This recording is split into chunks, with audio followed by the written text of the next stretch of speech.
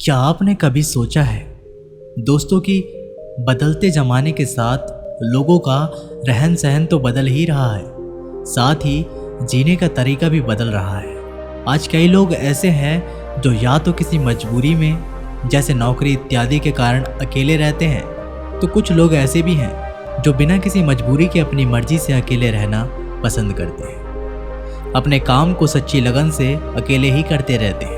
जो लोग अपनी मर्जी से अकेले रहते हैं उनमें तो बहुत कुछ बुनियादी गुण होते हैं। ऐसे लोग जीवन में जल्दी ही बहुत कुछ हासिल कर लेते हैं, और दूसरी ओर ऐसे भी लोग होते हैं जो एक पल के लिए भी अकेला नहीं रह सकते। ऐसे लोगों का अकेला पड़ जाना जैसे अंधेरी काल कोठरी में जीवन भर के लिए किसी कैदी का पड़ जाना। फिर ऐसे लोग ये सोच के पछताते हैं कि काश इस भागदौड़ भरी जिंदगी से दूर होके खुद के लिए समय निकाल लिया होता, तो आज ऐसे दिन नहीं आते। पर अकेले रहना वाकई में किसी के लिए आसान काम नहीं है दोस्तों। और अकेले रहने का ये मतलब भी नहीं है हम अपने घर परिवार रिश्ते नातों मित्रों से दूर रहें। अकेले रहने की भी एक कला होती है जो आगे हम इस कहानी में जानेंगे। हम कैसे एकांत में रहकर अपने काम को, अपने सम्मान को, अपनी प्रतिष्ठा को, अपने उज्जवल भविष्य को कैसे आगे बढ़ा सकते हैं। हम अकेले रहने के उन 7 अमूल्य गुणों के बारे में भी जानेंगे। तो दोस्तों, कहानी बहुत ही मज़ेदार है, ध्यान से सुनिएगा। इससे पहले कि आप इस कहानी में खो जाएं, इस चैनल को सब्सक्राइब करके बेल आइकन अवश्य दबा लें। एक व्यक्ति एक गुरु के पास आया और बोला, गुरुदेव, मेरे दुख का कारण क्या है? गुरु बहुत ही बड़े आत्मज्ञानी व्यक्ति थे। गुरु ने कहा, अपने आप को चीज़ों से चिपका लेना, चीज़ों को पकड़ लेना और उन चीज़ों के प्रति आस्तिक होकर उसके पीछे भागना ही तुम्हारे दुख का कारण है। उस व्यक्ति ने गुरुदेव का धन्यवाद किया और कहा, गुरुदेव, आपने तो मेरी समस्या का समाधान कर दिया। मैं इतने दिनों से अपनी समस्या का समाधान चाहता था। आपका धन्यवाद गुरुदेव। ये कहकर वो व्यक्ति वहाँ से जाने लगा। गुरु ने कहा, पूरी बात तो सुन लो। उस व्यक्ति ने कहा, नहीं गुरुदेव, आपका इशारा मिल गया, बस वही काफ़ी है। और समझदार को इशारा ही काफ़ी होता है। गुरुदेव, 1 महीने बाद वह व्यक्ति फिर से गुरु के पास आया। इस बार उस व्यक्ति का हाल बहुत ही बुरा था। वह बहुत दुखी था और सीधे गुरु के चरणों में गिर गया और कहा, गुरुदेव, आपने जो कहा था मैंने वैसा ही किया, पर मुझे सुख नहीं मिला, मुझे तो और दुख मिल रहा है। गुरु ने कहा, उस व्यक्ति से पूछा, तुमने ऐसा क्या किया? व्यक्ति ने कहा, मुझे अपने परिवार वालों से, मित्र रिश्तेदारों से दुख मिल रहा था, तो मैंने उन्हें छोड़ दिया और छोड़कर चला गया। 2-4 दिन तो मुझे अच्छा लगा, पर धीरे धीरे मुझे उनकी याद आने लगी। अपने माता पिता, अपनी पत्नी, अपने बच्चों की याद आने लगी। रिश्तेदार, यहाँ तक कि अपने शत्रु भी मुझे याद आने लगे। इतना दुख तो मैंने उनके पास रहकर भी नहीं जाना था जितना कि उनसे दूर होकर दुखी हो गया हूँ। इसलिए आज मैं घर वापस जाने के लिए निकला था और आपके पास आ पहुँचा। आपने मुझे इतनी गलत सलाह क्यों दी गुरुदेव? गुरु मुस्कुराए और गुरु ने कहा, तुम परिवार को छोड़कर भागे, मित्रों रिश्तेदारों, यहाँ तक कि शत्रुओं को भी छोड़कर भागे, पर यह हमारी गलतफहमी थी कि तुम छोड़कर भाग रहे हो। वास्तव में तो तुम उन्हें लेकर भाग रहे थे। व्यक्ति ने कहा, पर गुरुदेव, मैं तो किसी को अपने साथ नहीं लाया। गुरु ने कहा, जो चीज़ें हमें दुख देती हैं वह कहीं बाहर नहीं होती, यहाँ तक कि जो हमें सुख देती है वह भी बाहर नहीं होती। ये सब परिवार वाले, रिश्तेदार, नातेदार, मित्र, शत्रु, ये कहाँ बसते हैं? ये सब हमारे मन में बसते हैं। और जब तुम भागे तो तुम अपने मन को साथ लेकर भागे, और तुम्हारे मन में ये सब तुम्हारे साथ भागे तो तुम इनसे कहीं दूर नहीं गए। जब जो चीज़ मन में बसी हो और वह आसपास हो, तो ये जो दुख देती है वह हमें बहुत गलत लगता है, पर वह बहुत कम होता है। और जब इन चीज़ों से दूर हो जाते हैं, यानी छोड़कर भाग जाते हैं, तब मन उन चीज़ों को पाने के लिए फिर से प्रयास करने लगता है, और तब ये चीज़ें बहुत ज़्यादा दुख देती है, जैसे तुम्हें हो रहा है। व्यक्ति ने कहा, गुरुदेव, मैं क्या करूं? चीज़ों के साथ रहूं तो दुख, चीज़ों को छोड़कर जाऊं तो दुख। क्या मैंने सिर्फ दुख उठाने के लिए ही जन्म लिया है? गुरु जोर से हंसे और कहा, ये बात बिल्कुल सत्य है। यहाँ सब सिर्फ दुख उठाने के लिए ही जन्म लेते हैं, पर यह भी सत्य है कि इन दुखों के पार सुख है और उन सुख के पार दुख है, फिर सुख और फिर दुख है। जिन चीज़ों में हमें सुख नजर आता है वह दुख देते हैं, और जिनमें दुख नजर आता है वही सुख का कारण बन जाते हैं। उस व्यक्ति ने कहा, गुरुदेव, क्या इस सुख दुख के मायाजाल से बाहर निकलने का कोई रास्ता नहीं है? गुरु ने कहा, रास्ता तो है, मगर तुम इस दुनिया में रहना चाहते हो, इन सब के साथ रहना चाहते हो, तो तुम्हें एक काम करना होगा।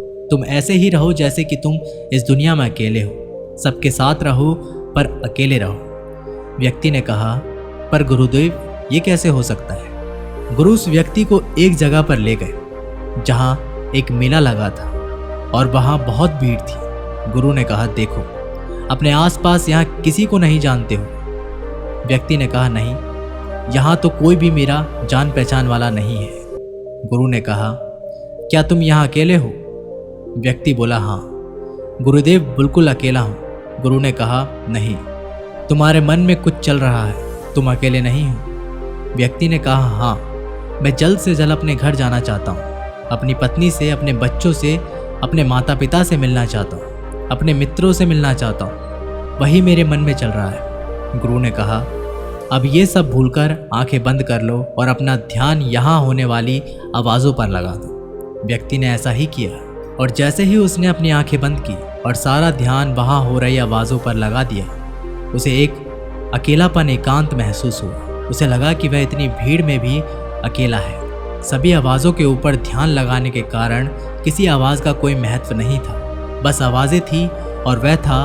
उसने अपनी आंखें खोली और कहा, गुरुदेव, यहाँ तो मैं बिल्कुल अकेला हूँ, सब है पर कुछ नहीं है। गुरु ने कहा, बस इसी तरह अकेला होना है। तुम रहो सबके साथ, भीतर से अकेले रहो। साथ में सब हो पर मन में कोई ना हो। जिसने इस तरह के अकेला जीना सीख लिया, उसे कभी जीवन में दुख नहीं होते, उसे चीज़ें दुख नहीं देती, वह हर चीज़ में आनंद की प्राप्ति करता है। गुरु ने आगे कहा, महान सफलताएं अकेलेपन से ही शुरू होती है। अकेलापन ही हमें उनसे मिलता है। अपने अकेलेपन को नकारात्मक मत समझना, बल्कि उसे एकांत समझकर खुद को जानने का प्रयास करो। जब तुम्हें एकांत पसंद आने लगे कि तुम्हारी वास्तविकता वजूद तुमसे मिलना चाहता है, इसलिए अपने इस एकांत प्रेम का सम्मान करो। गुरु बोले, मैं तुम्हें 7 ऐसी खूबियों के बारे में बताता हूँ जो अकेले रहने वाले लोगों में पाई जाती है और उन्हें दूसरों से अलग बेहतर बनाती है। गुरु ने कहना शुरू किया, पहली खूबी जो एकांत में रहने वाले लोगों में पाई जाती है वो ये है कि ऐसे लोग दूसरों की तुलना में खुद के प्रति ज़्यादा जागरूक होते हैं। वो खुद के स्वभाव और आचरण के बारे में ज़्यादा गहराई से जानते हैं। ऐसा इसलिए होता है क्योंकि जब हम अकेले होते हैं तो हमें खुद के बारे में सोचने का काफ़ी समय मिल जाता है, जिससे हम खुद के व्यवहार को अच्छे से समझ पाते हैं। एकांत में रहने वाले लोग खुद की कमज़ोरी को और ताकत को भी अच्छे से जान पाते हैं, जिससे वो दूसरे लोगों की तुलना में किसी भी खराब परिस्थितियों का सामना ज़्यादा अच्छे से कर सकते हैं। गुरु ने कहा, अकेले रहने वाले लोगों की दूसरी खूबी ये है कि ये सकारात्मक सोच वाले लोग होते हैं। देखो, जब बहुत से लोग हमारे साथ होते हैं तो वहाँ एक दूसरे से तुलना, जलन, घमंड, लालच और कुविचार अपने आप ही मन में आने लगते हैं, और फिर इंसान इन विचारों के वश में आकर उल्टे सीधे काम करने लगता है। हालांकि ऐसा नहीं होता है कि एकांत में रहने वाले लोगों के मन में ये विचार नहीं आते, लेकिन क्योंकि वो अकेले हैं इसलिए दूसरों से तुलना, जलन, घमंड जैसे विचार उनके मन में दूसरों की तुलना में थोड़ा कम आते हैं। साथ ही अकेले रहने की वजह से उन्हें खुद के बारे में सोचने का ज़्यादा समय मिल जाता है, जिससे वो अपने नकारात्मक विचारों को पहचान कर उन्हें कम कर सकते हैं, जिसके कारण ऐसे एकांत में रहने वाले लोग ज़्यादा सकारात्मक होते हैं। अकेले में रहने वाले लोगों की तीसरी खासियत कि ये लोग ज़्यादा अनुशासित और आत्मनिर्भर होते हैं, क्योंकि अकेले रहने वाले लोगों को अपने ज़्यादातर काम खुद से ही करने पड़ते हैं, इसलिए ये दूसरों की तुलना में ज़्यादा आत्मनिर्भर होते हैं। साथ ही ऐसे लोगों को दूसरों का काम भी पसंद नहीं आता। ये अपना काम खुद करने पर भरोसा करते हैं। साथ ही ये लोग कोशिश भी करते हैं कि दूसरों से कम सहायता लेनी पड़े। पर क्योंकि ऐसे लोग आत्मनिर्भर और अपने काम को लेकर स्पष्ट होते हैं, इसलिए ऐसे लोग अनुशासित भी होते हैं। ये अपने समय की कद्र करते हैं और दूसरों का भी समय बर्बाद नहीं करते। अकेले होने की वजह से ऐसे लोग एक निश्चित दिनचर्या का पालन भी करते हैं, जिससे ये लोग ज़्यादा व्यवस्थित होते हैं और ये भी इनके अनुशासित होने का एक कारण है। गुरु ने आगे कहा, अकेले रहने वाले लोगों की चौथी खासियत ये है कि ये लोग किसी भी चीज़ के बारे में बड़ी गहराई से सोच सकते हैं। किसी भी चीज़ के बारे में बड़ी बारीकी से और गहराई में जाकर अकेले रहने वाले लोगों की सबसे बड़ी खासियत होती है। इसलिए जितने भी लेखक, कवि और बड़े बड़े काव्यों के रचयिता हुए हैं, उन सभी को एकांत में रहना पसंद था। क्योंकि जब भी कोई व्यक्ति एकांत में होता है तो वो अपने अंदर की आवाज़ सुन पाता है। जितने भी बड़े आविष्कार हुए हैं, उनकी सबकी शुरुआत एकांत में हुई थी, क्योंकि एकांत में रहकर ही किसी भी चीज़ के बारे में बड़ी बारीकी से सोचा और समझा जा सकता है। गुरु ने कहा, एकांत में रहने वाले लोगों की पांचवी खूबी ये है कि इनकी व्यक्तित्व सबसे अलग, सबसे हटकर होता है। और वे लोग जो ज़्यादातर दूसरे लोगों के साथ रहते हैं, ये अकेले रह नहीं पाते। वो कितनी भी कोशिश कर लें, लेकिन जाने अनजाने में सही, लेकिन दूसरों के व्यक्तित्व का कुछ हिस्सा उनके अंदर भी आ जाता है। दूसरों की आदतें, दूसरों के विचार उनके अंदर प्रवेश कर ही जाते हैं, जिससे उनके व्यक्तित्व में वो अनूठापन, वो निरालापन नहीं आ पाता। उनका व्यक्तित्व कई सारे लोगों के व्यक्तित्व का मिश्रण होता है। पर क्योंकि एकांत में रहने वाले लोग अपना ज़्यादा समय अपने साथ बिताते हैं, इसलिए ये दूसरों की बातों और विचारों से बहुत ही कम प्रभावित होते हैं।